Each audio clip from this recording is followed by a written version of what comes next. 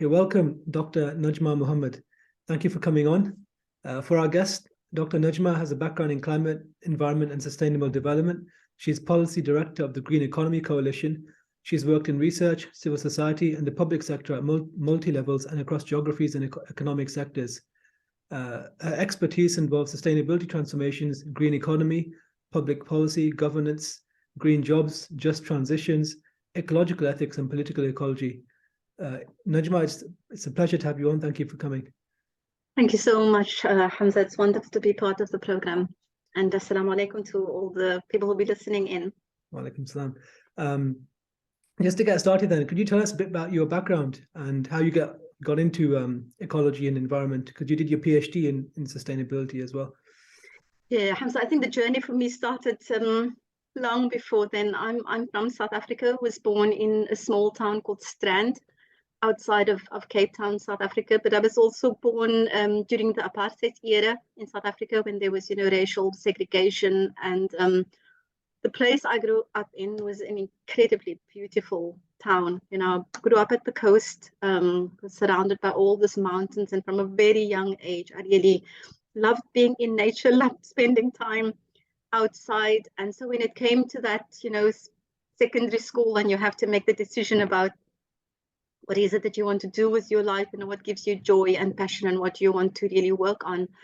I discussed with my family, even at that really strange time in our country, that I really wanted to do something within, this sector, within the conservation environment sector, and got encouragement and support, even though there weren't, many people of color at that particular moment in history in South Africa engaged in the environmental sector. And that's where I've been for the last, more than 20 years, working on sustainability, on the sort of intersection between social, climate, and ecological justice. And it's been, alhamdulillah, a very rich and rewarding career, I think, because it's linked very much to a deep, sense of commitment to the challenge, to solving the challenges that we're facing. And it's been a career that has taken me to many parts of the world, where I've worked, across Africa, Asia.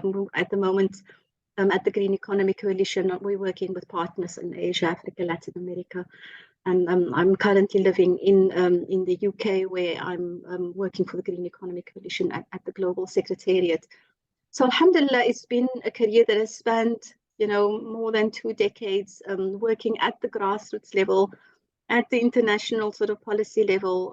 And it's been, very rewarding and enriching experience to be part of really strong processes of change locally and globally, alhamdulillah. And what kind of things are you doing as policy director at the Global Green Coalition? So at the Green Economy Coalition, we are a new type of organization, a coalition of organizations working on climate, on justice, on poverty, on nature, more than 60 globally and nationally, that actually come together under this vision that we need to change our economic system, and understand that we've got to find a way to live within the ecological limits of the planet. We've got to live in a way that we don't degrade and deplete nature. And we have to live in a way that's, just and equitable.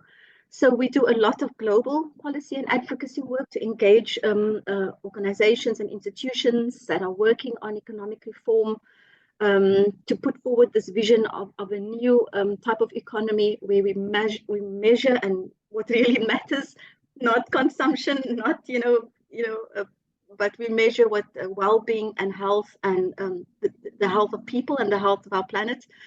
And we work globally with a lot of the coalition members, but we also work nationally with partners, as I've mentioned to you, across 5 continents, working on different projects. We've just completed quite a long program of work on making nature visible in economic decision-making. We've released a fantastic report. Actually, it's coming out today, where we've worked on financial architecture reform in 7 countries to look at how does the financial system need to change so that they support really innovative social and environmental businesses that are making changes at at the local level. So we work at multiple levels. economy.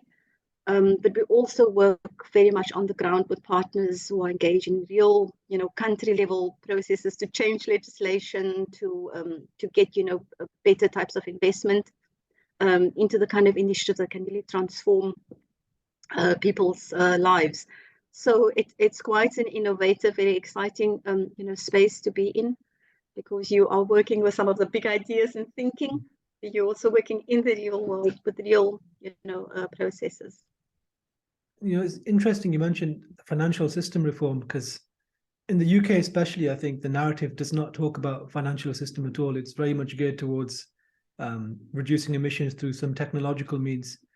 Can you talk a bit about how the financial system may actually be increasing and contributing towards the environmental crisis?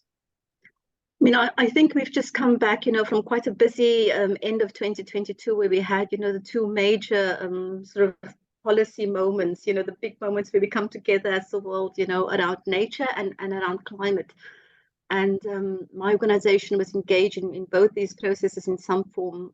And it was, absolutely shocking when you actually got the sort of statistics being put forward by researchers, that even though we know, the quantum of funds that's needed, we still, our financial systems are the conduits by which we fund our investments and fund our economies. And we're funding, continuing to fund fossil fuel extraction. We're continuing to fund, harmful subsidies that's degrading nature even further. So you feel that the financial system at the moment is very much complicit in keeping us, entrapped almost, in a brown economy, in a dirty economy that's harming, people's lives. But I do think the financial system is waking up. A lot of the work that we've been doing on nature and making nature visible in decision making, I think, the financial sector was very visible and showed a commitment of wanting to engage and change what they finance, how they finance, making sure that nature is part of is on the balance sheet, and it's not just a negative externality that no one ever pays for, no one ever, considers when we look at whether we should or should not invest. And I was actually at an event last week, and there was a presentation by this incredible group of young people called Shareholders for the Future. And it's how young people are engaging the financial system, trying to get a place on the boards of big companies, and trying to get engaged with the financial system reform, and just engaging what I think many people feel is something too big to change, but it should. I mean, we've seen a decade ago how the financial system, crumbled, and we had a real opportunity to change course, and we didn't. And I think we have another opportunity. I mean, we're facing multiple crises at the moment, and we are sitting with a financial system that's, more focused on private shareholder returns than what it is on, finance that actually serves the need of society, that abides by the kind of regulations that protect people and protect the planet. So it's one of the big systems, one of the big beasts that we need to tame as we think, about this new future and this new world that we need to build, that's just and equitable, and where finance understands its role in a much better way. And how do we balance the need for a sustainable economy and also reduction of poverty? Because especially in the developing world, people will probably more typically they'll prioritize just escaping poverty, having food on the table, and things like running water, clean water, over environmental concerns like amount of CO2 they're polluting and so on. How do we manage that? I mean, I think for me, thanks, Hamza, that's an excellent question. For me, I mean, my career, as I mentioned, started in post-apartheid South Africa. I mean, I started my studies at that moment. And when I started working, we had, alhamdulillah, a new constitution, a constitution where we had, I think the world has just woken up to the fact that more than 150 constitutions actually guarantee the right to a healthy environment. But in South Africa, we used that constitutional right very early on. The organization I worked for was an environmental justice organization. We focus a lot of our work around the right to a healthy environment, and we started working you would almost say people who were living on the edge, trying to make a living, survive, and meet their basic needs. But they were also doing incredibly environmentally transformative work. So some of my early work was with the waste picking community, people who actually go to the landfills and remove whatever is recyclable, and then get that into the recycling stations. I mean, I should say the context that I was working in, there was not much of a public sort of recycling system set up at all in the country.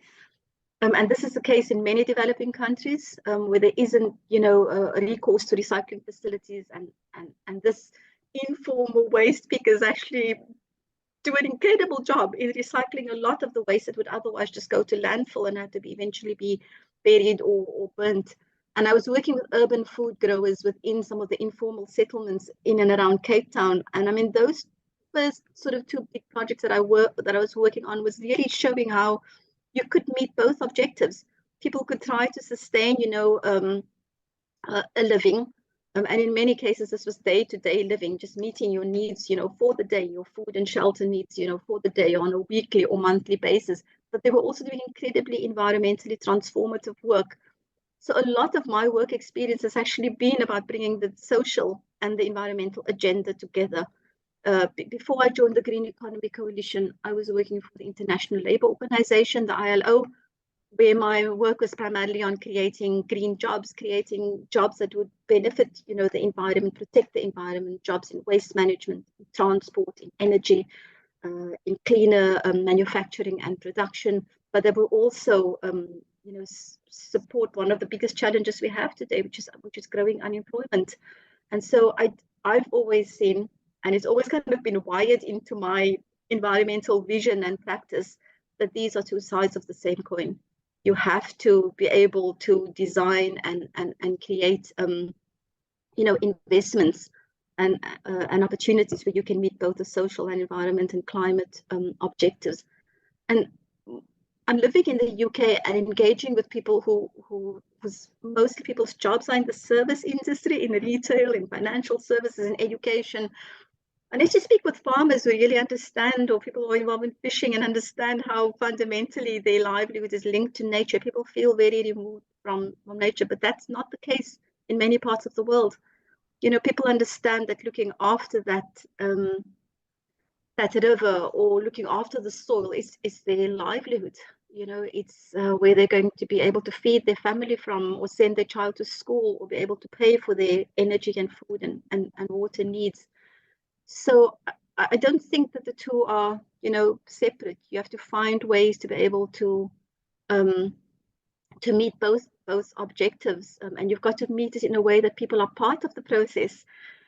People become engaged in when our transport systems are being, redesigned, or when we move from fossil fuel to renewable energy. People have got to be engaged in that, and we've got to design these interventions in a way that breaks from our old economic model.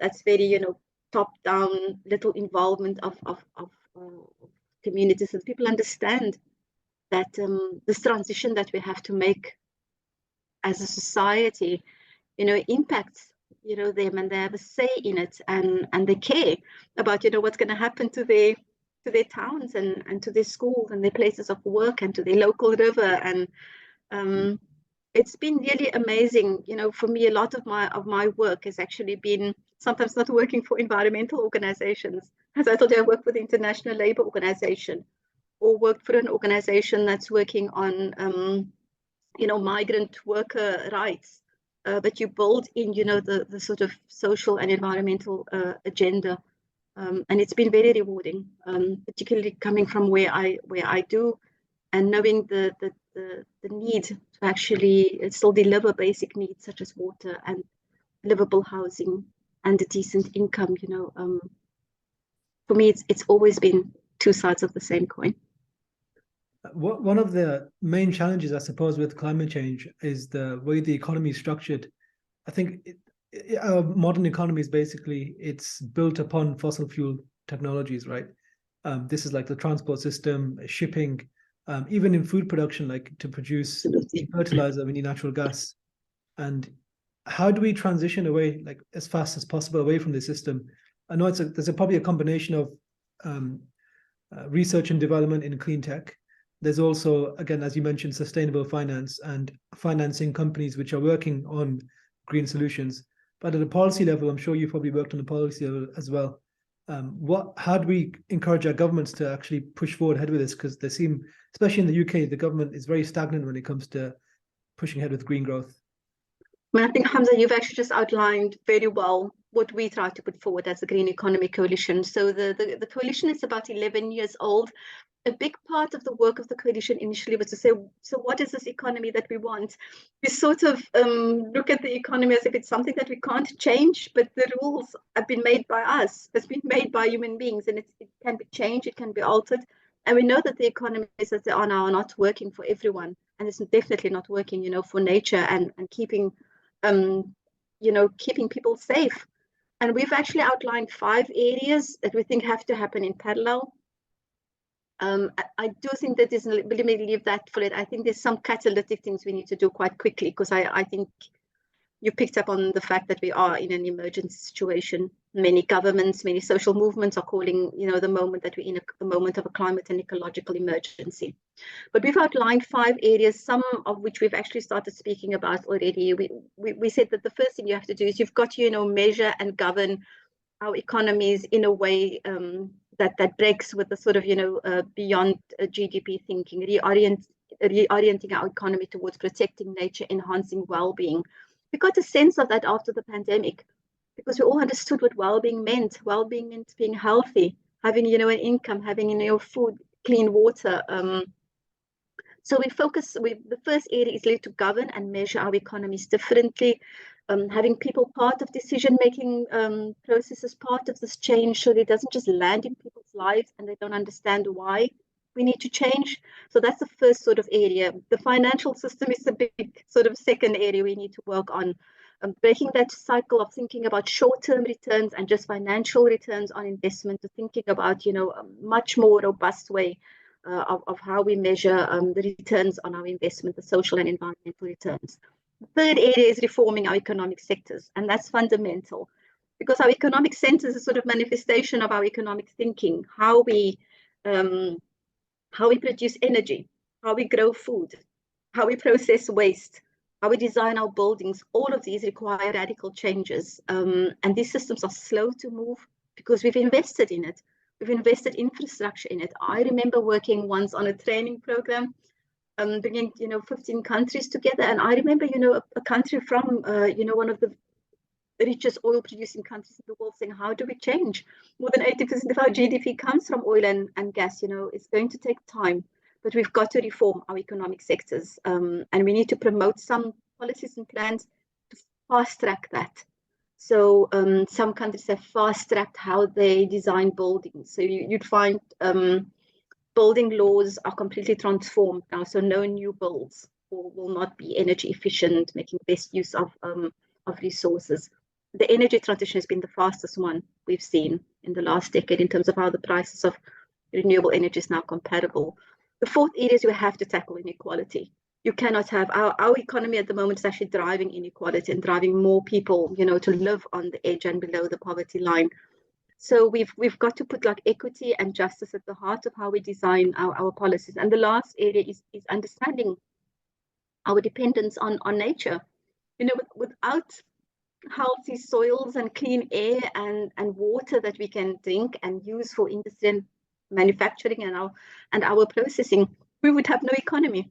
So we've got to realize that we are, a part of that, economy. And I'm sure, Hamza, you must have heard of the Sustainable Development Goals, the big plan that we have. And I always love this image where it's called, I think they call it the wedding cake picture of the Sustainable Development Goals, where the nature Sustainable Development Goals are actually the base of the cake.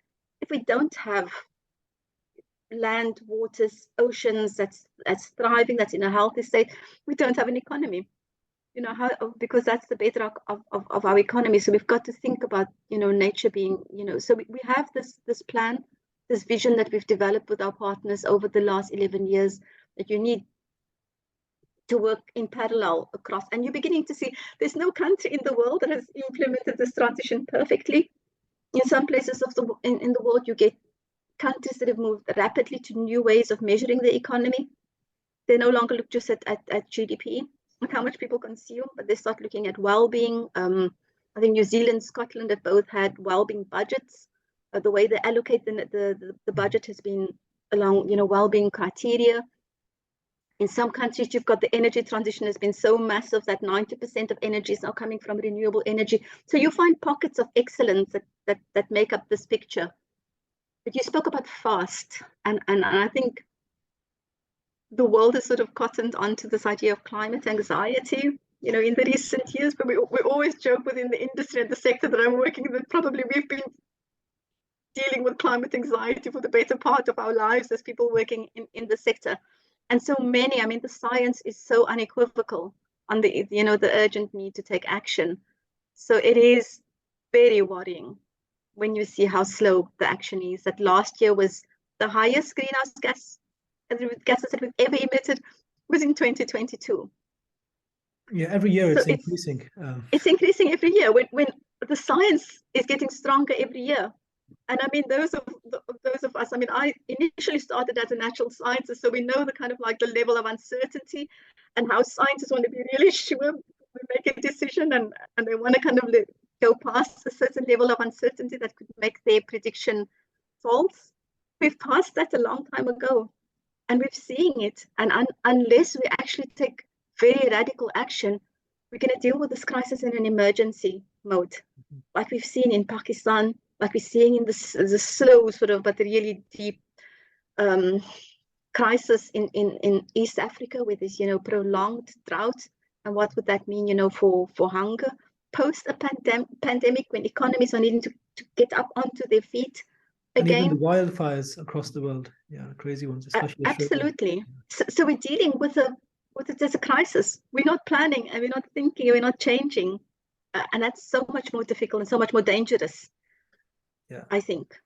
You mentioned two interesting things there. One is, a few interesting, but two of them I picked up on. One is the climate anxiety. Another one is the need to radically transform economic centers. Now, I think a lot of focus, I feel personally in the media and so on, is, at least with activist groups, is actually a lot of it's on campaigning and just shouting for, making a lot of noise about it. But few people actually encourage young people to actually get themselves into positions, into various institutions and various economic activities, like in building regulations and so on, to actually make those decisions which do have a positive impact. I know it's not as a quick fix, right? It might take some time, people to upskill and so on. But if people do collectively think about their own future, like, okay, as a young person, you want to secure a strong economic future, you should work hard. And then by working hard, you'll get yourself into positions of influence. And then use your influence in these organizations, in these companies, to make more sustainable decisions. I think there's not enough emphasis on that kind of influence, which is the standard, how typically people tend to move in the past as well. One of the sort of areas of action that energizes me the most it's the action of young people, the voice and the action. Young people are listening better to the science and using it in their arguments and their positioning. I was just mentioning to you the shareholders of the future that I interacted with last week. But when I was at COP27 in Egypt, one of my favorite places at the COP was actually the Children and Youth Pavilion. It was incredible. Young people, as you were saying, right, Hamza, were not only using their voice and speaking about their fear for their future in a world that's going to be, facing an ecological and climate emergency, but they were part of the delegations. They were on the delegations negotiating, behind closed doors to get a deal that's just and fair, that has that sort of intergenerational justice built in as well. When we think about the future generations and the world that they're going to have to live in, I've been, across the world where I've lived and worked, whether I've worked in innovation or in policy or in employment creation, the creativity and the skill sets of young people has just always been such an inspiration. And I think you're absolutely right. We've got to position young people a lot more in being part of those change processes. I think it's important at the moment, young people are adding through the campaigning and a strong voice that's missing, a strong voice of urgency, because scientists are not getting it right. policymakers are not getting it right. You're putting the hard evidence there. But you sit in a policy, and one of my colleagues, he always loves to share the story. We were invited to speak in Brussels about the EU Green Deal a few years back. And he says, we were sitting in this, boardroom, and we were speaking about the European Union's Green Deal vision, which is now part of the vision, for the whole region. And it is a wonderful, policy vision. But as we were listening, young people were on the streets outside, the European Commission protesting. And he said it was a voice that none of us could ignore. As much as we were speaking about the technical solutions, the financial and the policy solutions, these young people were a voice in our heads. And he always says that stayed with him. It's some of my best experiences, especially the last few years, has been engaging with young people on finance, on nature. We once had a conversation with a group of young activists, and this blew me completely because I didn't expect it. And we were asking, what's really fundamentally wrong with our economy and our society at the moment? And some of the young people had really good solutions. And one young man, he said, what's fundamentally wrong is that our relationship with nature is completely out of balance. We see nature as something that we just extract from. We don't understand our dependence. We don't understand that there's visions and values and worldviews and wisdoms that can help us restore that balance. And he was just such a voice of, clarity, because he cut to the chase. He cut right to the heart of it. If we had thought, of nature in a different way during the last 200, 300 years when we've industrialized and developed in a particular way, we wouldn't be sitting here now. But we just, we've developed in a very particular way where the impact, the pollution, the violence that we've, unleashed upon nature and upon people, I would say, through this mode of economic development, it's coming back to us now. And maybe as Muslims, we understand that so well, because so many times in the Quran we speak about the balance in nature, and that if we the balance and don't transgress the balance and look at everything that's been created in balance. And we also told that when we upset that balance, we will taste, what that is. And so I do think that young man at that moment reminded me that it's not a technological crisis we're facing, it's a moral crisis. It's a decision we've made to think of our relationship with nature in a very particular way, taking all responsibility, all accountability away from us. And so we sit in a world today where we have a crisis. We never talk about the roots of the crisis. We never talk about the fact that I was on an interesting program recently, and someone asked me, one of the interviewer asked me, do you think that the rituals has got to get poorer so the rest of the world can grow and develop? And I felt at that moment that the question was completely, the frame didn't speak to me at all. For me, the question is, why are people poor and some people so rich? It's a question of distribution, because I think absolutely 2/3 of the global wealth is owned by just a handful of people on Earth. So there's not we never think about how and the ways in which those countries became wealthy. We speak about industrial revolution and industrial development. We don't realize that is tied to another big process, which is that of colonialism, which systematically underdeveloped, the rest of the world, so that a system of exploitation and dominance could be sustained, so that, a few countries, a few nations in the world became extremely wealthy and developed their economies and their societies to the level that we see it today. Yeah. And we never go there. I want to touch on this subject of the conception of nature and how we view nature, because it seems like we have got at least by and large, with the way the economy functions, it functions in a way where nature is just a resource we can take things from. How did we get to this conception? Did we always have this, or was there some kind of transition in the past where maybe we view nature very differently, and then suddenly at some point in time we began to view nature as just a resource. How did this come I to be? think so. I think so. I've actually just concluded writing something with a colleague, and it's called, how do we dismantle the divide between people and nature?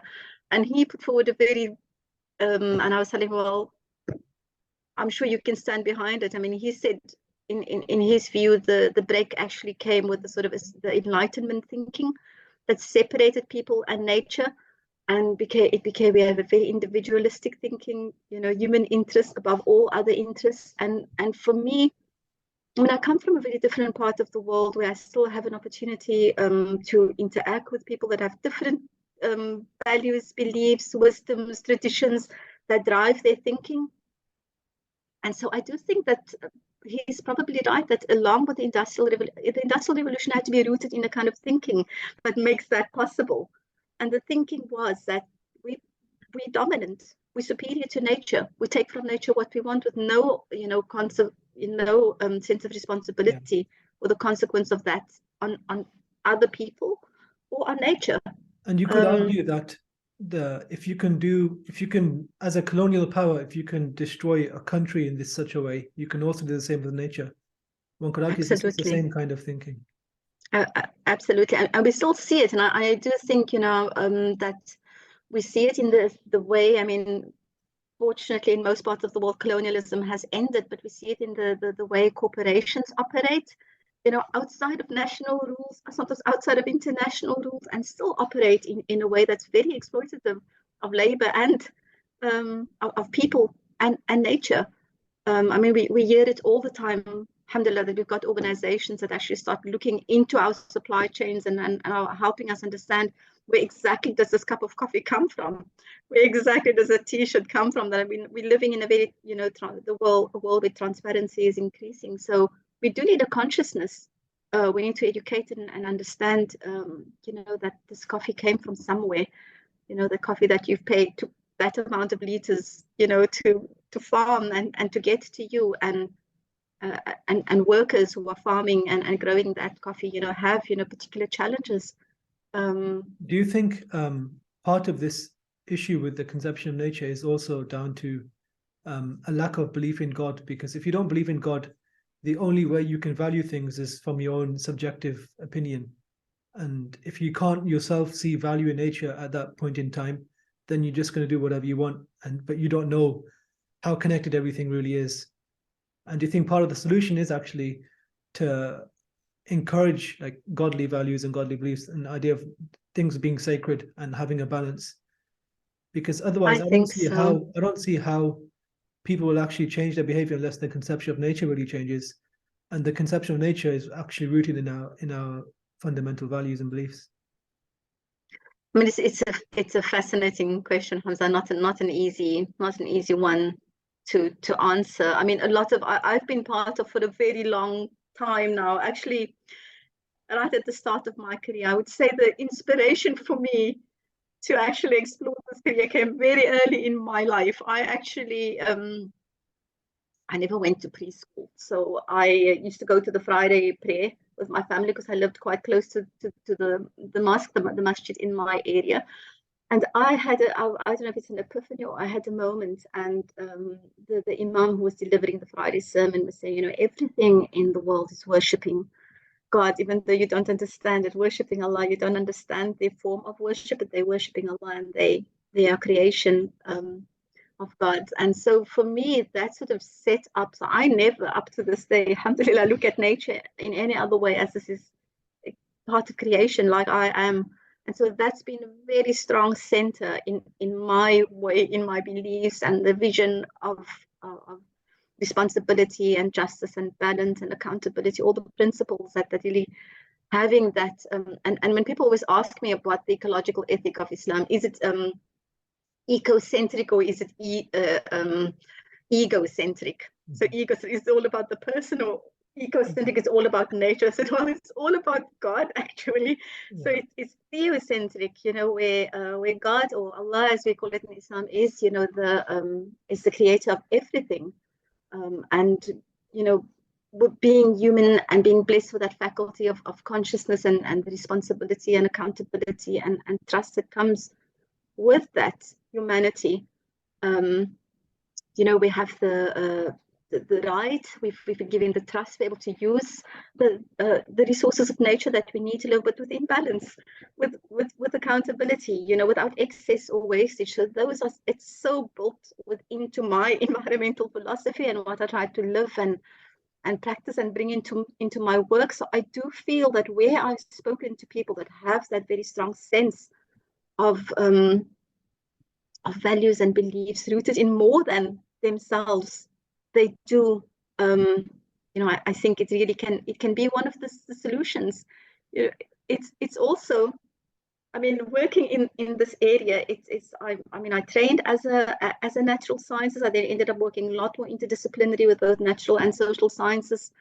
But I think many natural scientists, many environmentalists that I've engaged with don't easily engage with the beliefs and values of faith communities and see how that can be a source of power actually for the environmental cause and movements. So I do think that there are definitely organizations and movements. There's fantastic initiatives such as the Faith for Earth initiative, Green Faith, Faith for Our Planet, wonderful initiatives within the faith traditions that harnessing that power.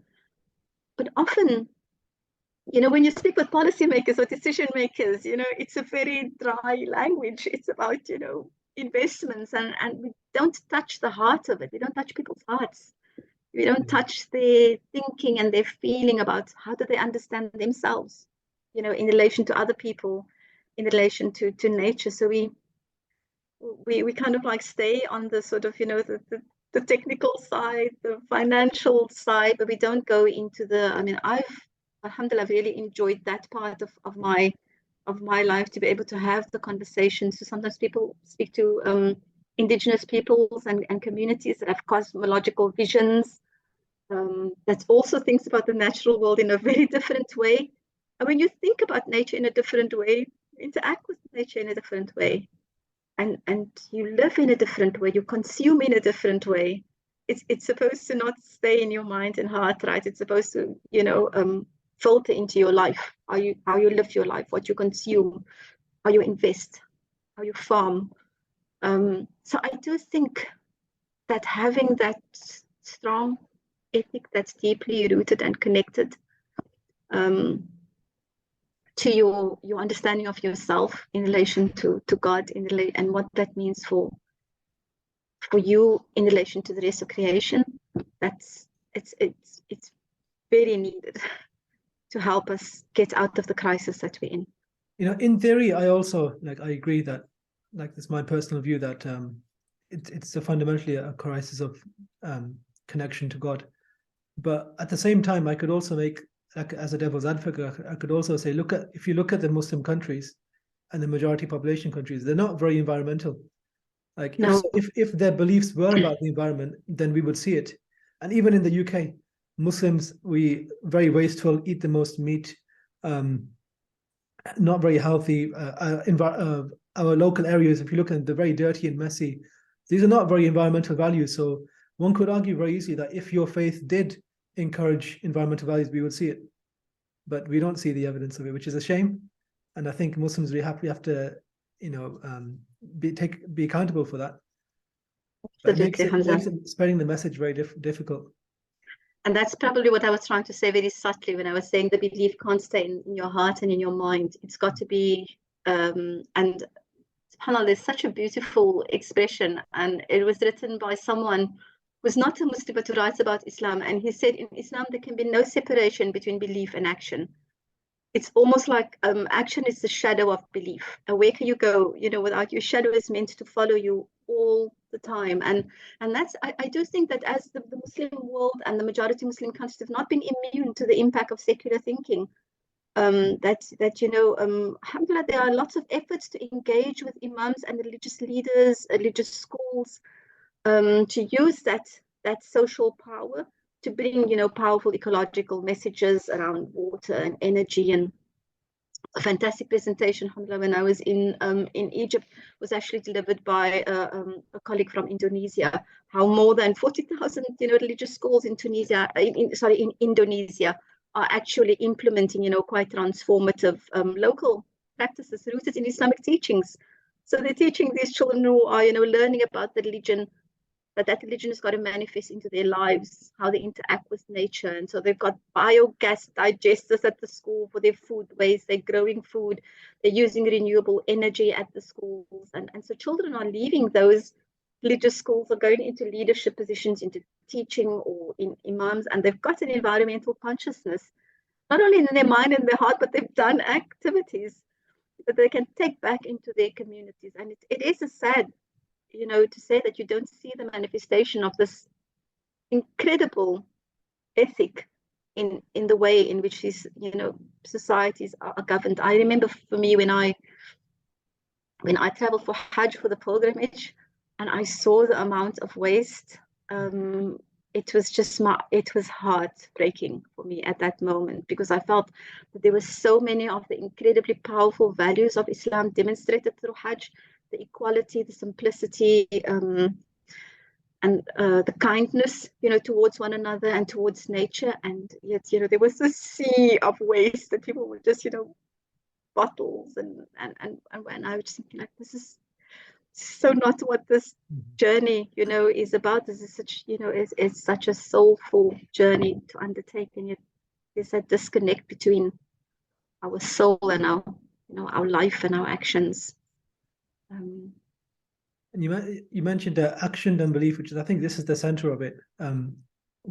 Living a life which actually exemplifies and personifies your beliefs.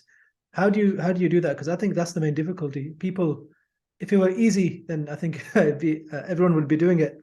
It's probably not very easy to live your life by the values you purport to hold. How do you try doing that?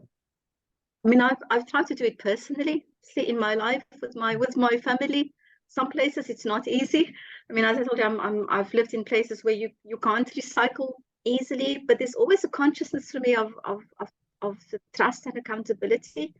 Whether it's about food, not making sure that there's no food wastage, that there's simplicity. That I think that there's such a fad going about now around, sufficiency and minimalist living, and I think that Islam really exemplifies that, and the Prophet Muhammad, peace be upon him, exemplifies what it takes to live a simple life, a life of sufficiency, and having what you need. I always have these wonderful conversations with my son, and he's always telling me, can we afford it, Mom? I says, yes, we can afford it, but do we need it? What you have is pretty great. Let's see if we can fix it. So bringing those kind of things into your home, but understanding the why behind it. I've also been part of, bigger initiatives around awareness raising within the Muslim communities where I've lived. And I'm really pleased, after the pandemic, now I'm able to meet Muslims in the UK, where I'm living at the moment, that are working on climate and ecological issues. So I think that's important, to engage with the community where you're living and with the bigger sort of faith community. And then I do think that for me, we spoke a lot about my work at the start of the interview. The principles of Islam for me is manifested in the work that I do. I work on working on green and just economies. So I think the principles of Islam are so easily applicable for me in my work. That I work on finance that's just and accountable and transparent. I work on economic reform, sectoral reform processes where there's minimizes wastage, is resource efficient, is equitable and fair.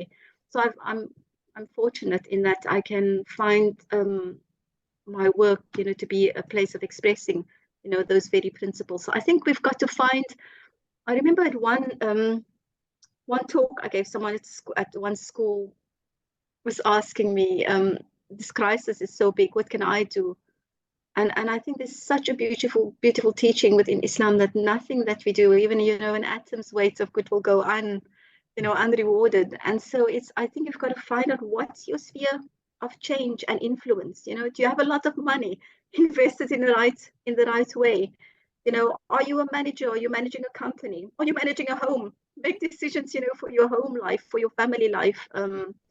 Finding your sphere of influence and becoming that, you know, that person that wants to change things. You know, we've got such a beautiful saying within Islam that no 2 days should be the same. You know, so today it's a day to change. You know, tomorrow is a day to change. Sometimes we feel that our agency to change, to do something differently, it's out of our hands, but it isn't.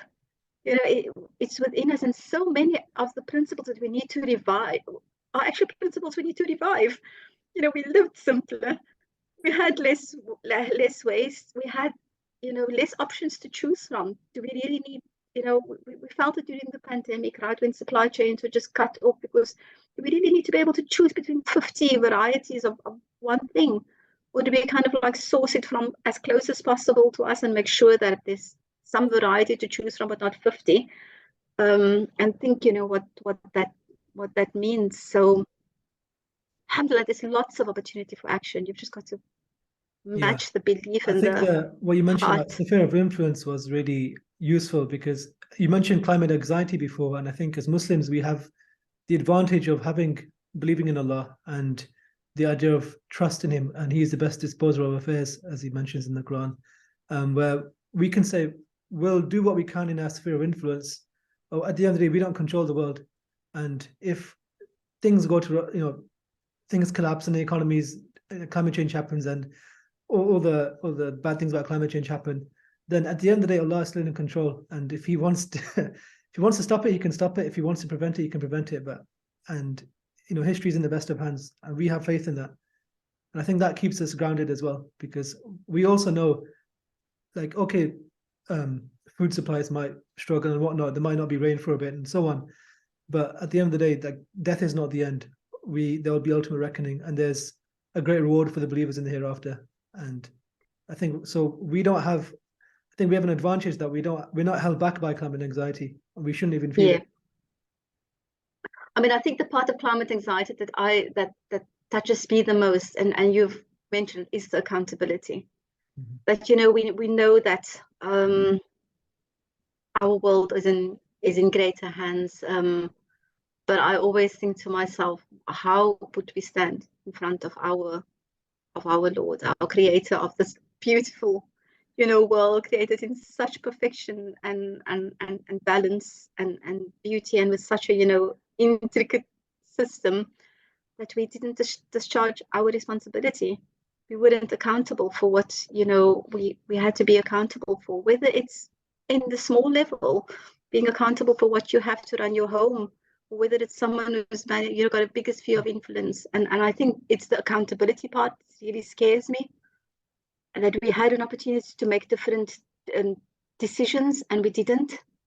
And so I do think that we've got to use, you know, every means and way that we can, you know, to push for action. And I think Islam is a deen of action and hope. I mean, the one saying I really, really love, and it's an inspiration for me, that if the last day would come and you have a sapling in your hands, you know, plant it. And for me, what that indicates is, of course, alhamdulillah, the wonderful benefit of planting something that life benefits from, that people and other creation benefit from, but it's hope. It's that even when you're facing something like this crisis that we're in, you know, you've got to be hopeful and optimistic and act, because we are going to have to be you know, to be held accountable for. But I agree with you, the kind of like the big sort of climate, the big burden of climate anxiety, we don't need to carry that, because we understand that there's more to this life than the life of this world. But this world is our testing bed. It's going to determine what our life, you know, in the year after will be. Will it be a good life or not? It will depend on how we lived and acted here in this particular moment. I think that's a good note to end on. Dr. Najma, thank you for coming on. It's been a real pleasure having a conversation with you. Thank you so much, Hamza. It was really wonderful having this conversation today. All right.